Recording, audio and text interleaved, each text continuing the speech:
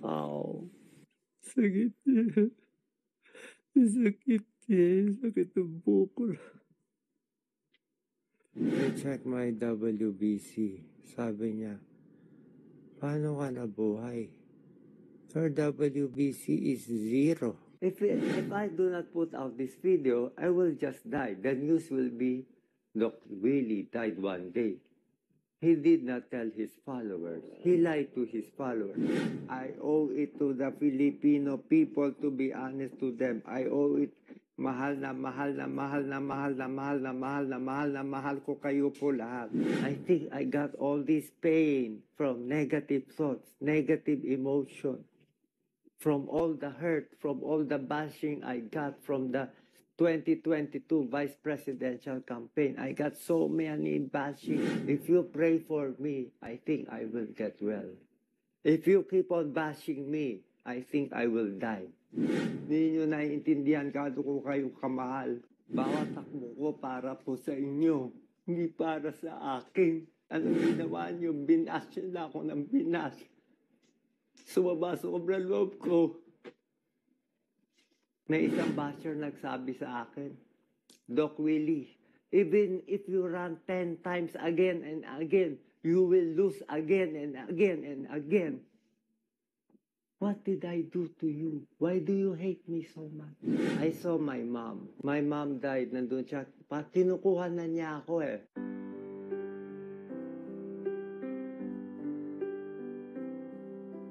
Readmitted ako. I was vomiting, delirious, high fever. They checked my WBC. Sabi niya, paano ka nabuhay? Your WBC is 0. My BP was low, 85/60. Dehydrated, sepsis, vasodilation of the artery from possibly E. coli. Ow. Sakit niya. Sakit niya. Sakit ng bukol.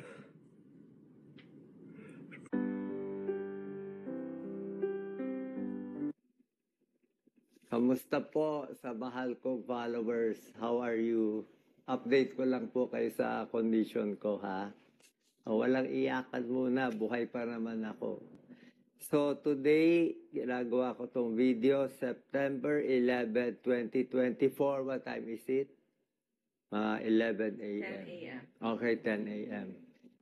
Parang may transformation po sa akin. Hindi ko alam. Parang, alam niyo, gabi-gabi, parang may pumapasok na spirito dito. Hindi ko alam ano nangyayari. At meron ako mga nakikita. Kukwento ko sa inyo. Sabi nga nila, yung mga may cancer patients, I have sarcoma. Para sa mga doktor, you can use me as your case study din, ha? Okay lang po, hindi ako magagalit. I will allow it. Use Doc Willie on case study. Ganito yan. My diagnosis is sarcoma. One of the most hardest cancer to treat. It is 16 centimeter by 12 centimeter by 13 centimeter hidden inside my abdomen. The cancer situated itself in a very tricky and devious manner. It started from the T10, T11 spine. It grew to 16 centimeters. This sarcoma, it is so destructive. It blocked half of my esophagus. See, it is hard to swallow.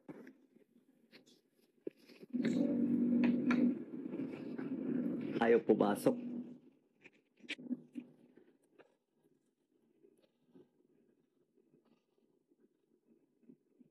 Bukod sa, hindi ko tinatawag na salbahe ang cancer, ha?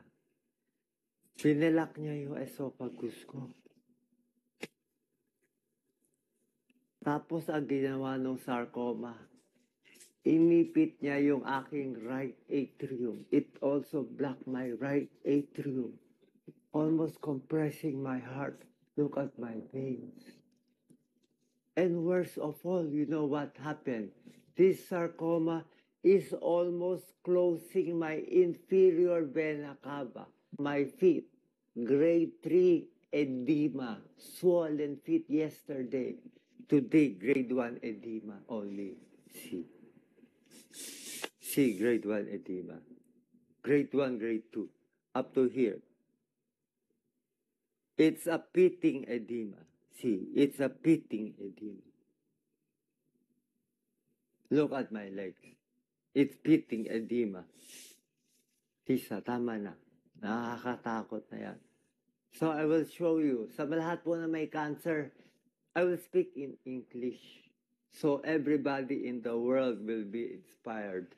If you have cancer, you have to fight. I have one of the best doctors this morning. I am not saying they are the best, we are not the best, or Philippines is the best. It does not matter. But maybe there is some God's will that brought me here. Because when I saw all the beauty and strength, the speed, the coordination, and the brain power, everything here, it's like everything here is happening. Fast speed, fast speed.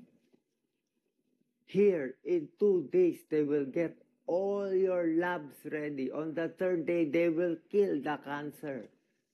So on the 3rd day, I had the first chemo. The problem, I am admitted right now for one of the side effects of chemo, which is low WBC, which led to my condition now. You will be very surprised sa mga doktor po dyan.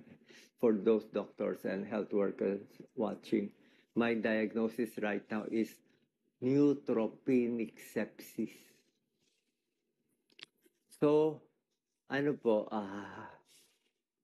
what I should do as cancer patient, I was given this regimen, doxorubicin, but my hair, it fell a lot. But they say all this hair will fall off. So look at it while I still have hair. I also took cisplatin, the IV. That's why everything I eat is metallic. I had sores because chemotherapy, they say, is a poison. It kills the cancer cells, but it also will kill some of your healthy cells. But the issue right now is we have to attack the cancer. The 16 cm mass, doctor says it is inoperable. Too many blood vessels already attached to it. I thought last week I was dead already. In the Philippines, I do not know if I will live or I will die. This is not about issue about country. Wala po. Parang God's will lang to. So, you judge, you bash, you do. Sa akin lang if you pray for me, I think I will get well. If you keep on bashing me, I think I will die. I think I got all this pain from negative thoughts, negative emotion, from all the hurt, from all the bashing I got from the 2022 vice presidential campaign. I got so many bashing. I just ran for vice president. What did I do wrong? I did not do anything wrong. I love every one of you. I'm doing this for the Philippines. Di ba may kasabihan tayo? Ang mamatay ng dahil sa'yo is the Filipino worth dying for.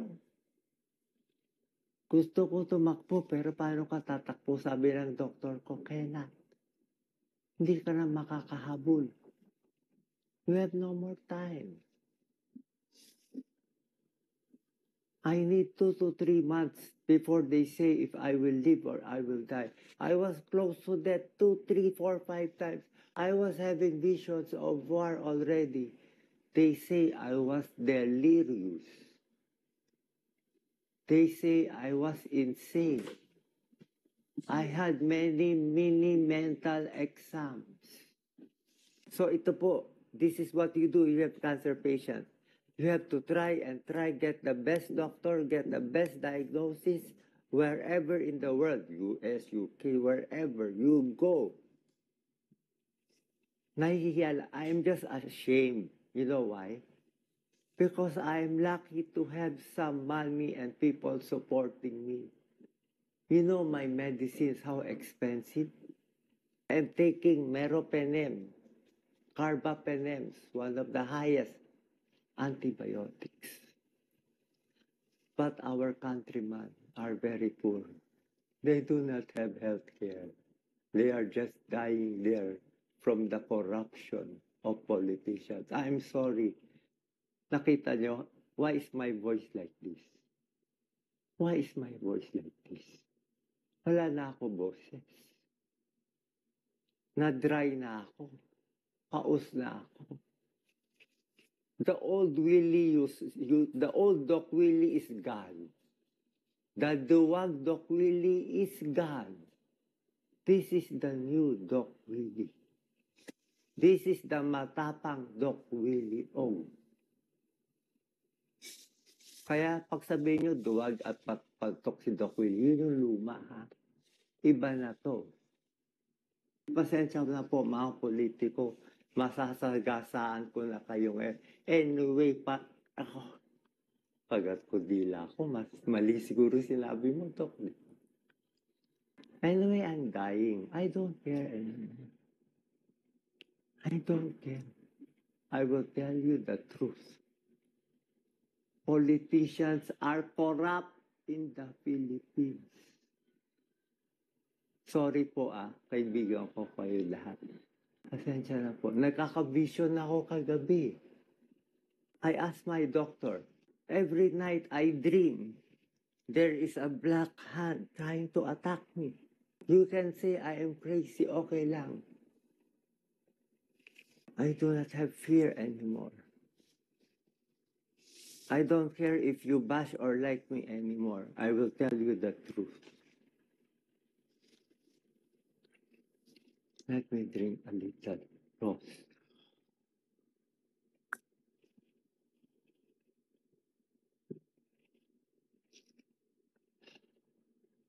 Sana drama na lang to. Sana TV show na lang. All these food, they taste like metal. This watermelon for you tastes ordinary, but for me,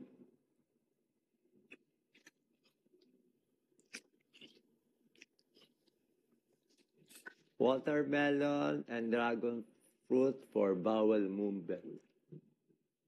That is the correct process of healing. You should defecate, pass your bowels, and urinate every day. Get all the toxins out. You know what my doctor said? You can eat anything. You have cancer. You try to eat. Even if no taste, I try and try to eat. If I don't eat, I will die. These are my medicines. I will take it in front of you.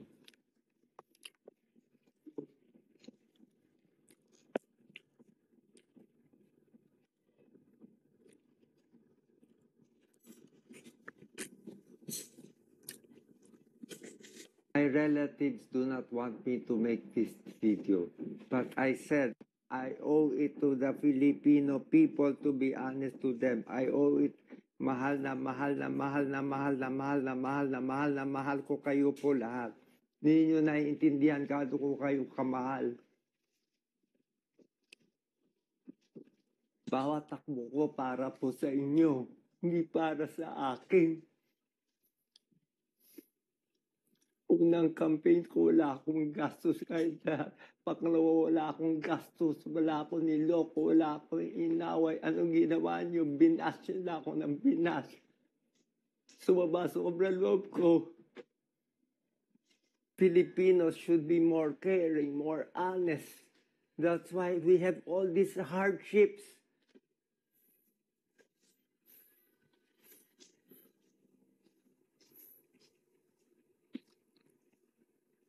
Filipinos love and cherish each other. Pray to the Blessed Virgin Mary. Pray to Padre Pio. Pray to the Lord Jesus Christ. My whole body is tingling right now, Doc Lisa. Ito, ang kapal-kapal.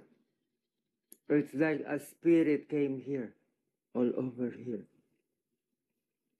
I thought I had high blood pressure. Natatakot ako. So I got them to check my BP now. This is my BP. 115/74.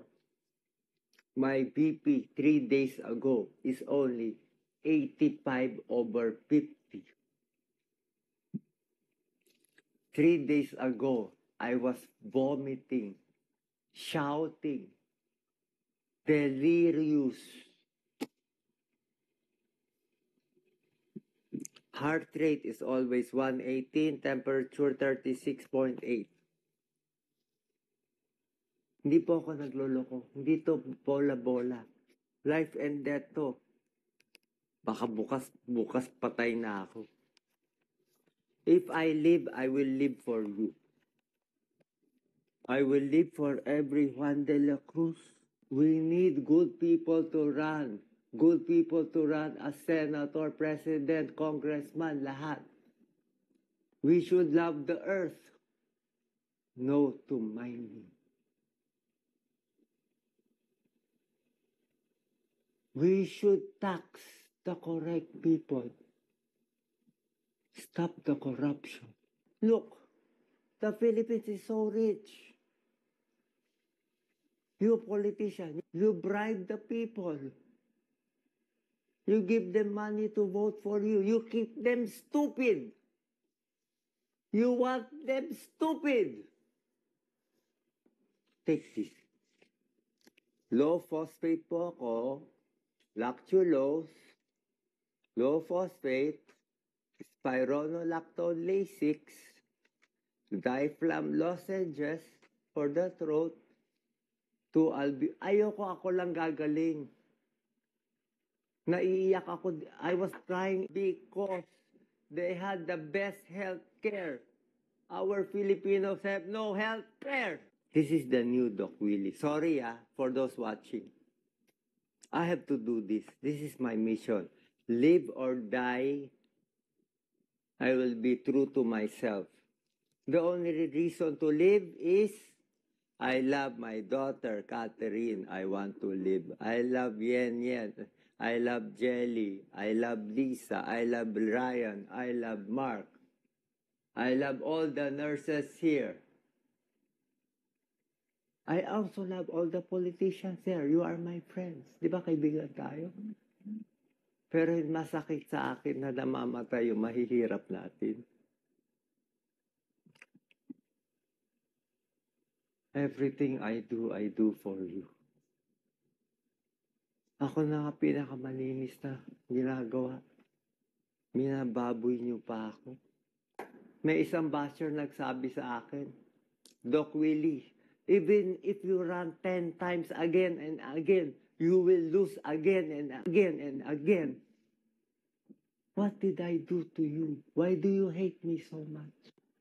What did I do? I never attacked Duterte.